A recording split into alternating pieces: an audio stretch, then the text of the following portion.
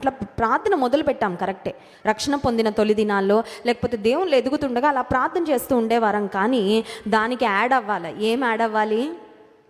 ఆత్మ సంబంధమైన విషయాలు కూడా మన ప్రార్థనలో యాడ్ అవ్వాలి. ఇప్పుడు దైవజనుడు చేసిన ప్రార్థన ఏంటంటే సంపూర్ణత కొరకు ప్రార్థన చేస్తున్నాడండి. మీరు సంపూర్ణులు, వీరు ఆత్మ సంబంధంగా సంపూర్ణతలోనికి, పరిపూర్ణతలోనికి రావాలయ్యా. సంఘాన్ని నువ్వు ఎలా చూడాలనుకుంటున్నావు అలా వారిని నిలబెట్టు. దాని కొరకు నేను ప్రార్థన.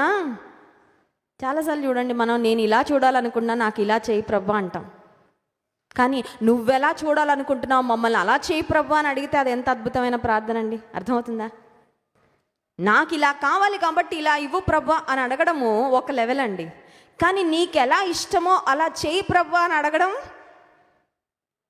అది చాలా శ్రేష్టమైన ప్రార్థన. దేవుడు కోరుకుంటున్నది ఏంటంటే పరిశుద్ధులు, సంపూర్ణులు అవ్వాలని. ఇప్పుడు దైవజనుడు కూడా అదే ప్రార్థన చేస్తున్నాడు. సంఘంలో ఉన్న వారందరి కొరకు మీరు సంపూర్ణులు